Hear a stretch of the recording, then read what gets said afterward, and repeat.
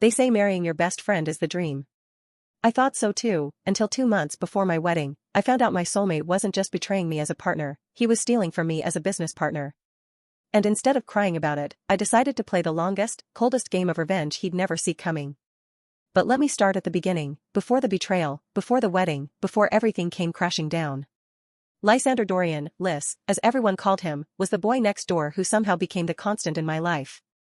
My earliest memory of him is when we were 5 and he traded me his peanut butter sandwich for my soggy apple slices because I didn't like them. That was Lys, bold, loyal, charming in a way that made teachers adore him and kids gravitate to him.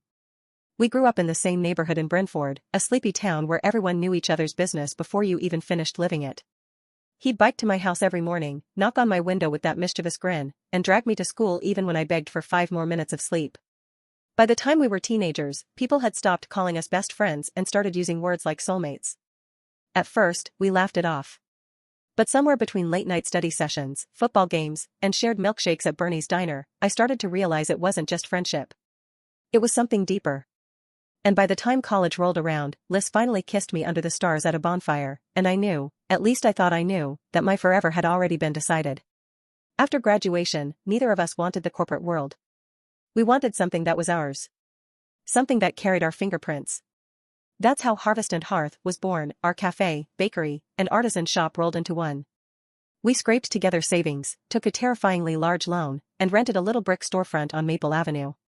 Lys handled the front-of-house charm, customers loved him. I handled the operations, suppliers, and menu design. We were a perfect balance, or so I believed. Opening day was chaos, the espresso machine broke twice, the line wrapped around the block, and I almost cried when we sold out of our cinnamon brioche by noon. But Lys hugged me in the back, sweat dripping down his face, and whispered, "We did it, Ari. This is just the beginning." And it was. Within a year, Harvest and Hearth became a local favorite. People came for the bread but stayed for the warmth, the atmosphere of something real. And honestly? I thought that warmth came from the love Lys and I poured into it. When he proposed to me 2 years later, dropping to one knee in the middle of the cafe after closing, I thought my life had aligned perfectly. Childhood best friends. Lovers. Business partners. Soon-to-be husband and wife. The universe couldn't have written a better script, or so I thought. Planning the wedding was a whirlwind. The venue, the flowers, the dress, the caterers, it felt like everything required a deposit at once. Lys always insisted he'd handle the money side. "You're already running yourself ragged with the cafe," he'd say, kissing my forehead. "Let me be the man and sort this stuff out." And I let him. I trusted him. Our families were over the moon. My mom teared up every time she saw me in a dress fitting. His dad gave a heartfelt toast at our engagement party, talking about how he'd always known Lys and I were destined. I should have been happier. But something small, something quiet, started nagging at me. It began with little things. Supplier invoices that didn't quite match what I remembered ordering. Receipts missing from the logbook. Then one late night, after Lys had gone to bed, I stayed behind to balance the books. And the numbers didn't add up. The profits looked thinner than they should have been, considering the business had been thriving. I double-checked expenses, cross-referenced deliveries, even called a supplier friend to confirm costs. That's when I saw it, recurring transfers to an account I didn't recognize. At first, I thought it was a business-related expense I'd forgotten about. But the account name was one I knew too well, Lysander Dorian. My stomach dropped. I wish I could say I stormed into our apartment, shook him awake, and demanded answers. But I didn't. Instead, I closed the laptop quietly, slid into bed beside him, and stared at the ceiling until morning. Something inside me shifted that night. My fiancé, my childhood best friend, my business partner, he was stealing from me. From us. But instead of exposing him right away, I made a decision. If Lys could be secretive, so could I. The next morning, I kissed him goodbye like nothing was wrong.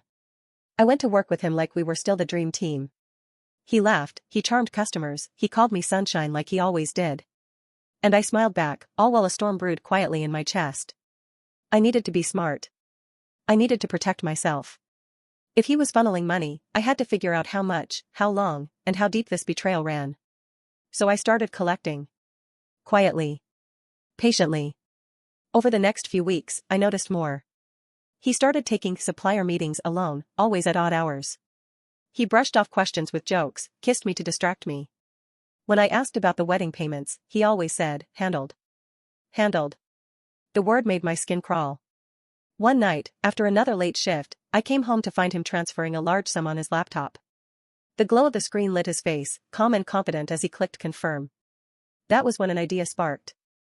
If he was bold enough to steal, I was bold enough to trap him. I started researching quietly, legal transfers, ownership rights, ways to secure the business in my name. I met with a lawyer friend under the guise of prenuptial discussions.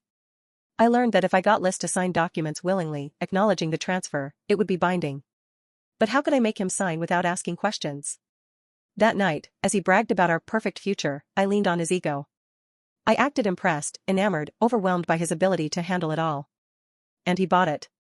For the first time in my life, I realized Liz wasn't as smart as he thought he was. Keeping the secret gnawed at me. Some nights, I wanted to scream. Other nights, I lay awake wondering if I was crazy. Maybe there was an explanation. Maybe he was saving for something. Maybe he was planning a surprise. But then I'd open the accounts again. I'd see the missing thousands. I'd see his name. And the hope would die a little more each time. Still, I smiled through wedding dress fittings. I laughed with bridesmaids. I let my mother gush over flower arrangements. Liz kissed me, and I kissed back, though my lips tasted of ash. Because if I played this right, if I stayed silent long enough, the final act would be unforgettable. The days that followed were a masterclass in pretending. I woke up every morning beside Liz, smiled when he kissed my cheek, and brewed coffee like the world hadn't shifted beneath my feet. On the outside, nothing had changed. On the inside, everything had. I watched him carefully now. The way his phone seemed to buzz late at night and he'd step outside to check on a supplier. The way he brushed past conversations about expenses, always so quick to reassure me with that same word, handled. It was his favorite way of shutting doors without sounding like he was shutting them. Before, I found it charming. Now, I heard it like a warning bell. I became obsessed with details. The receipts he tossed onto the counter without glancing at them. The moments when he'd walk into the office, type something quickly, and then close his laptop the second I walked in. He thought he was clever. He thought I was blind. But I was learning to look at him differently, like a puzzle I had to solve, piece by piece. The worst part was how he still treated me like I was the center of his universe. He called me sunshine when he was in a good mood. He wrapped me in his arms when I was stressed about the wedding. He laughed with me over wine late at night, like we were still the same best friends who dreamed under the stars. I almost hated him more for that. Because if he had been cruel or distant, it would have been easier to despise him. Instead, he was still Liz, the boy I loved, the boy I trusted with every part of me, except now I knew he was stealing behind my back. I didn't confront him. I couldn't. Not yet. Instead, I quietly started to build my case. I visited the bank during hours I knew he'd be busy at the cafe. I asked questions carefully, pretending I was clarifying numbers for the wedding budget. I took screenshots of transfers, emailed documents to a private folder, even printed out statements that I tucked in a notebook I hid under my bed. Each discovery left me both sick and stronger. One evening, while Liz was distracted watching a game with his friends, I sat in our office and went through invoices. My hands shook when I realized how systematic it was. Small amounts, frequent transfers, never large enough to raise alarms, but steady enough to bleed us dry. He wasn't sloppy. He was calculating. And that was the moment my heartbreak hardened into resolve. I wasn't just going to leave him. I wasn't going to scream at him or beg for an explanation. I was going to outsmart him. I reached out to a lawyer friend from college, Mara, who had always been the sharpest in our group. I didn't tell her the whole story, just that I wanted to secure my side of the business before marriage. She didn't ask many questions. She gave me forms, explained loopholes, and told me what documents I'd need Liz's signature on to make it airtight. That night, when I lay beside him in bed, I stared at his face in the dim light. He looked peaceful, almost angelic in sleep. I thought about all the years we'd spent together, bike rides as kids, the first time he held my hand, the way he whispered we'll make it when harvest and hearth barely survived its first winter. My chest ached with betrayal, but also with something like mourning. I wasn't just losing a fiancé. I was losing my best friend. The first opportunity came quicker than I expected. We were at the cafe late, the two of us sitting with stacks of invoices. He had his laptop open, transferring money again. I could see the glow of the screen reflecting in his glasses. My heart pounded so loud I thought he'd hear it. I slid a small stack of papers across the desk, nestled neatly between other documents. "Hey," I said lightly, "I just need you to sign these so I can send them off tomorrow." "Vendor contracts, boring stuff." He barely looked up. Yeah, of course. Just put them there." His voice was casual, distracted. His fingers were flying across the keyboard as he completed another transfer. He didn't even read what I gave him. He just picked up the pen and scribbled his signature with that same lazy confidence I'd seen 100 times before. I had my phone propped discreetly on the desk, camera recording. The red light blinked as he grinned at his screen, then signed the papers with a flourish. "Handled," he said, sliding the pen back, completely unaware of the trap he'd just walked into. My breath was steady, my smile convincing. Inside, I was trembling with triumph and grief. That single moment, captured on video, was my weapon. The papers weren't vendor contracts. They were the transfer of business ownership, every ounce of Harvest and Hearth signed legally into my name. He had given me everything, thinking it was nothing. Afterward, I acted normal. I teased him about his messy signature. He pulled me into his lap, kissed my neck, and whispered about how excited he was for our honeymoon in Bali. My stomach twisted, but I played along, laughing softly and tucking the papers into my folder. He had no idea the world beneath him had already shifted.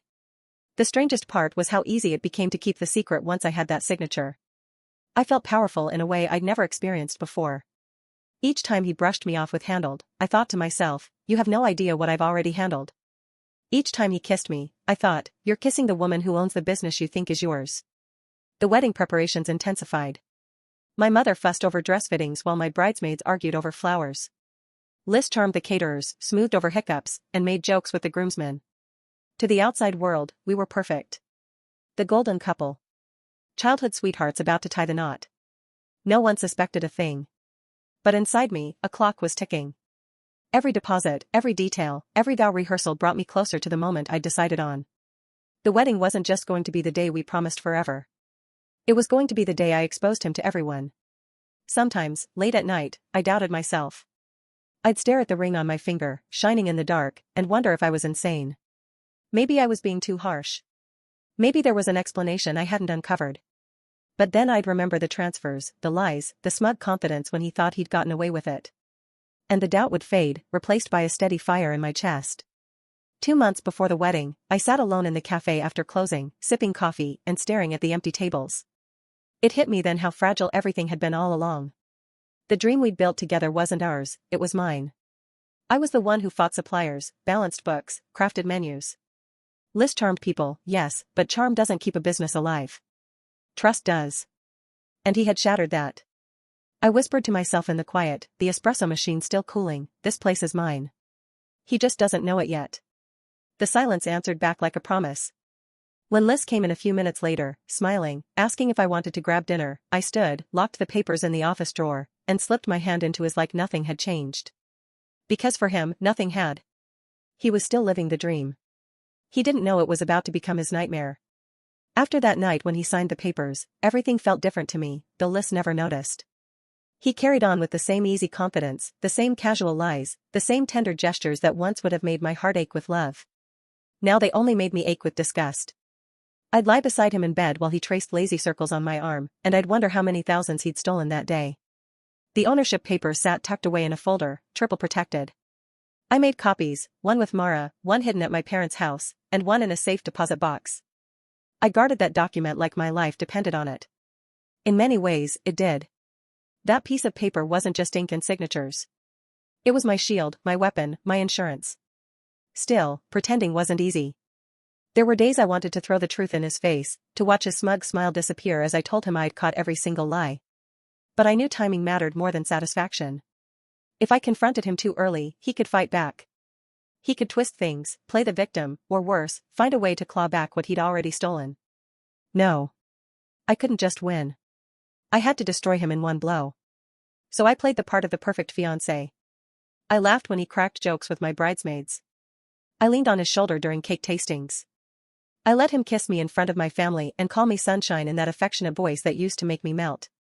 I became an actress in my own life, delivering the performance of a woman blissfully preparing for her wedding. At night, when he fell asleep quickly like he always did, I stayed awake, scrolling through the videos I'd taken. The recording of him signing the documents had become my lullaby. The careless way he scribbled his name, the grin on his face as he clicked confirm on a transfer before sliding the papers back to me, it made my anger sharp and clear every time I doubted myself. If he ever tried to claim ignorance, I had proof. Proof he signed willingly, without hesitation. The closer the wedding got, the more confident he became. He bragged about our honeymoon in Bali to anyone who would listen. He showed off his tuxedo fittings, flexing in the mirror like he was some kind of model. He boasted about how our cafe was thriving, as though he hadn't been draining it behind the scenes. His arrogance blinded him. And the more he strutted, the calmer I felt. Because while he thought he was pulling off the perfect con, he had no idea he was already out of the business. Suppliers had started sending invoices in my name only. The landlord for our cafe had quietly updated the lease paperwork, thanks to the documents I filed. Even the bank had processed the transfer, though I'd instructed them not to change our operating account until after the wedding. Liz was legally cut off from Harvest and Hearth, but in practice, he was still playing boss. It was almost funny, watching him act like he held the reins while the strings were already gone. I had to tread carefully, though. One slip could alert him, and then all my careful planning would unravel. So I perfected the art of distraction. If he asked why I was on my laptop late, I said I was picking Pinterest ideas for the reception. If he caught me sneaking glances at invoices, I told him I was double-checking dessert options. If my tone sharpened when he said handled, I quickly softened it with a smile. It was exhausting, but necessary. There were moments when it almost broke me. Like the night he came home with a bottle of wine and told me he couldn't wait to start a family. He talked about kids, about raising them near the cafe so they could grow up around the smell of bread and coffee. For a moment, I almost believed him again. Almost. But then I remembered the missing money, the smug expression when he thought I wasn't watching, and the warmth in my chest curdled into bitterness. My friends noticed the strain in me, though they didn't know why. My maid of honor, Callie, kept asking if I was nervous about the wedding. "Cold feet is normal," she said one night as we sipped wine in my living room.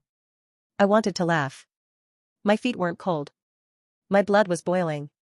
But I smiled, nodded, and told her I was just overwhelmed by all the planning. Callie believed me. Everyone did. That was the beauty of it, no one suspected a thing. 2 weeks before the wedding, I tested the waters. We were sitting in the cafe, and Liz was going over some fake supplier issues. I leaned back in my chair, tilted my head, and asked, "Do you ever worry about something going wrong? With us, I mean?" He looked at me with mock horror. "Ari, sunshine, you're stuck with me for life. Nothing's going wrong." He grinned, kissed the back of my hand, and added, "Besides, you'd never survive without me handling things." The irony nearly made me choke. I smiled sweetly, but inside I was laughing. He had no idea how wrong he was. The final days before the wedding blurred into chaos. Family flew in from out of town. Rehearsals ate up evenings. My mother fussed over seating charts while his friends planned some last-minute bachelor party. Through it all, I stayed calm.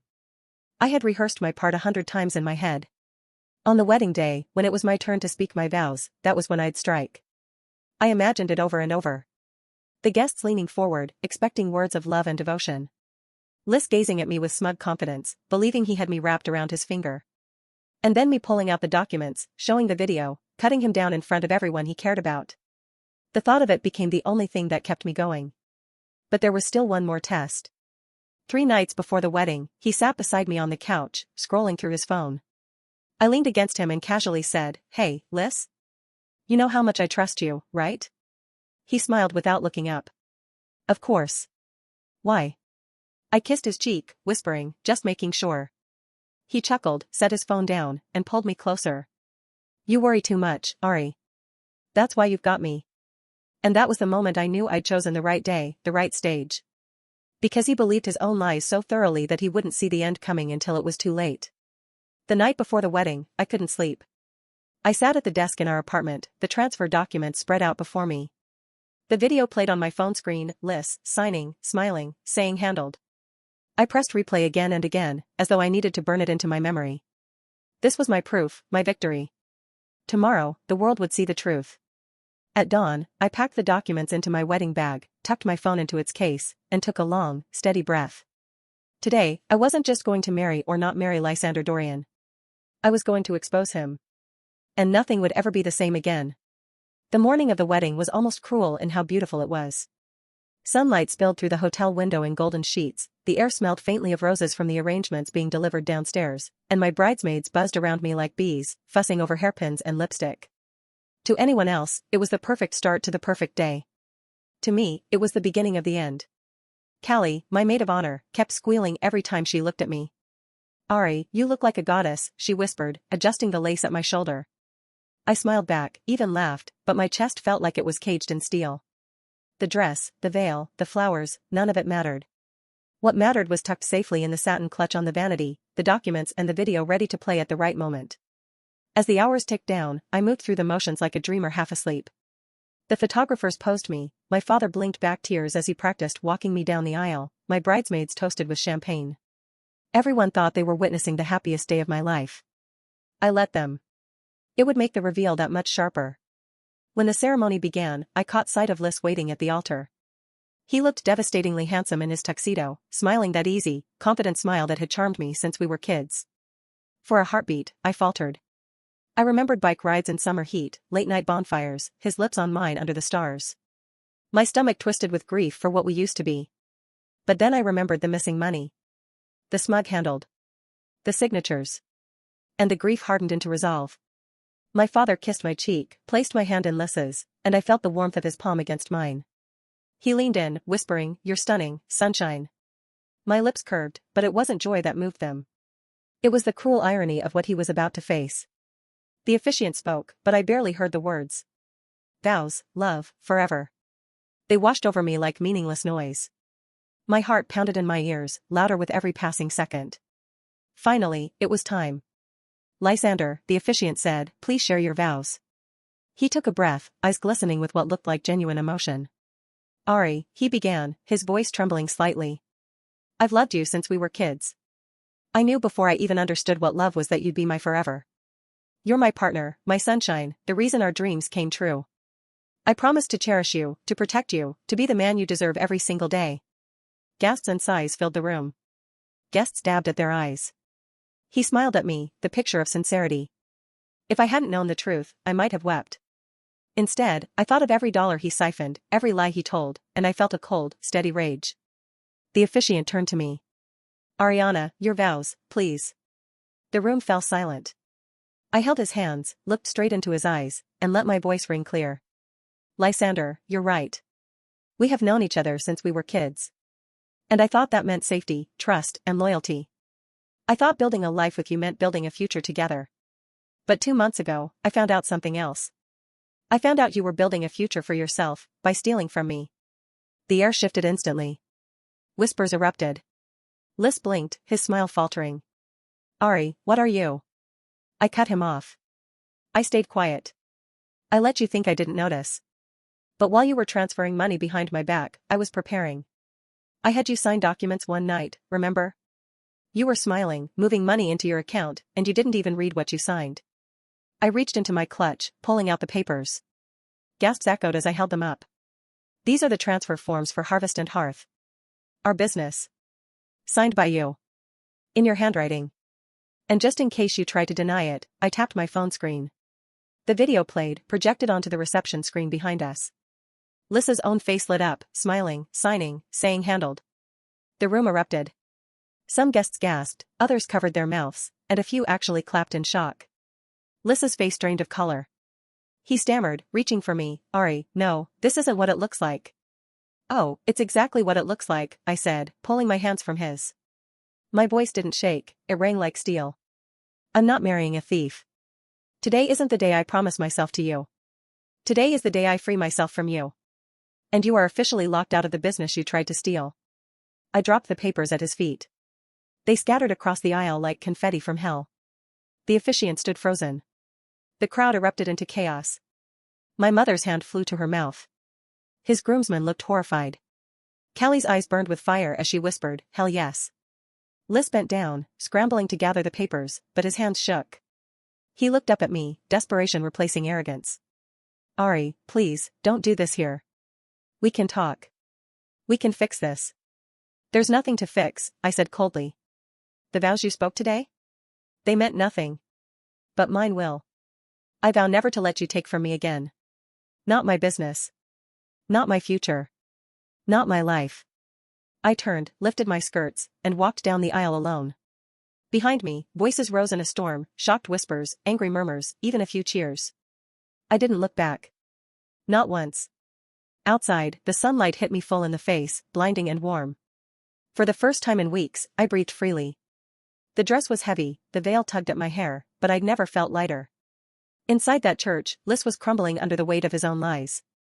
And I was done carrying them. The silence after the wedding was louder than the chaos that had exploded inside the church.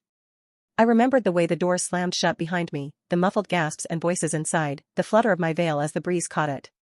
I hadn't planned what would happen afterward. I just knew I couldn't stand there another second. My feet carried me down the church steps, across the courtyard, and into the waiting car where Callie quickly followed, her face flushed with triumph. "You're a legend," she whispered, grabbing my hand as the car pulled away. My chest trembled, not with regret but with the release of a weight I had carried for too long. For the first time in months, I wasn't pretending anymore.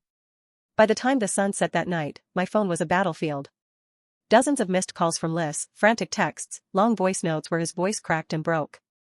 "Ari, please, let's talk. I can explain. I made mistakes, but not like you think. I love you, sunshine, don't throw us away." I didn't answer a single one. My parents called, too, worried, confused, but supportive once I explained the truth. My father's voice hardened when I told him about the stolen money. "He's lucky you handled it like this," he muttered. "If I'd known earlier, I would have dragged him through hell myself." My mother cried, but her tears weren't just for me, they were for the years of love we'd invested in a boy we thought we knew. The story spread quickly. In a town like Brentford, gossip was faster than wildfire. By morning, everyone knew I'd walked out of my own wedding after exposing Liz for stealing from our business. Some people whispered in sympathy. Others marveled at my courage. A few called me cold, ruthless, dramatic. But the cafe was full. People wanted to support me, to see the woman who stood up for herself. Sales doubled in a week. The staff rallied, suppliers congratulated me, and Mara, my lawyer friend, smiled knowingly when she stopped by to check on me. "You've got it all in writing," she said, tapping the papers. "He can't touch this place now. It's yours." Liz, however, didn't give up easily. He showed up at my apartment 2 days later, hair disheveled, eyes bloodshot. He knocked for nearly an hour. "Ari, please, open the door. I'm begging you. We can fix this." I was scared, I panicked, I didn't mean to, his voice cracked, but I didn't open. I sat on the couch, clutching a mug of tea, and listened to him wear himself out. Eventually, his footsteps faded, and I let out the breath I'd been holding. He tried again at the cafe, showing up during the early morning rush. I spotted him through the glass before he could come inside. Customers noticed him too, whispers spread, eyes followed him. For the first time, he didn't look charming. He looked small, desperate. When he pushed the door open, I stepped forward and met him at the threshold. "You can't be here," I said firmly. My voice didn't shake. "Ari, just hear me out," he pleaded, eyes wide, hands outstretched. "It wasn't what you think. I was saving, planning." "You were stealing," I interrupted. "And I don't care what excuse you dress it up in. You betrayed me. You betrayed us." His face crumpled. "But I love you. Doesn't that mean anything?" "It used to," I said quietly. "But love without trust is nothing. And you destroyed that." The customers inside were silent, watching. Liz glanced around, his cheeks reddening under the weight of their stares. For once, charm wouldn't save him. He turned and left without another word. I watched him go, and with each step he took away from me, I felt the pieces of my heart stitching back together. Weeks passed. He texted less and less until the messages stopped entirely. I heard through the grapevine that he'd left Brentford, embarrassed and broke. His friends distanced themselves, unwilling to be associated with his betrayal. And me? I poured myself into Harvest and Hearth. The cafe thrived. We launched new menus, expanded into catering, even started talking about opening a second location. For the first time, I wasn't half of a duo. I was the owner. The face. The leader. My name was on everything, and I carried it with pride. But it wasn't just business that grew. I grew, too. I learned to love the quiet of my own company, the strength of my own choices. I stopped looking at my ring finger like it was missing something and started seeing it as a symbol of freedom. Months later, while finalizing a new contract with one of our suppliers, I found myself laughing over coffee with the representative, a man named Adrian. He was kind, thoughtful, steady in a way that Liz never had been. He didn't try to charm me, he listened. He noticed when I was tired, complimented my ideas, and asked questions because he genuinely wanted to understand. It wasn't love at first sight, not the way it had been with Liz. But maybe that was the point. Maybe love that builds slowly, honestly, was better than love that burned hot and deceived. One evening, after closing the cafe, I sat on the patio with a cup of coffee, watching the last streaks of sunlight fade into the horizon. The tables were full of laughter and chatter earlier, but now it was just me, the hum of the city, and the quiet satisfaction that I had survived the storm. I thought about the girl I'd been, the one who trusted blindly, who believed forever was guaranteed just because it started in childhood. She was gone. In her place was a woman who knew her worth, who protected what she built, who didn't need someone else to validate her future. I raised my cup to the empty street and whispered, "Here's to freedom. And here's to never letting anyone steal from me again." And for the first time in a long time, I felt not just free, but hopeful. Because the end of us wasn't the end of me. It was only the beginning. If you enjoyed this story, don't forget to like, subscribe, and hit the bell icon so you never miss the next dramatic tale. What do you think? Backhand index pointing right. Was Ariana right to expose Liz at the altar, or should she have ended things quietly? Drop your thoughts in the comments below. Thanks for watching, and stay tuned for more stories of betrayal, revenge, and redemption.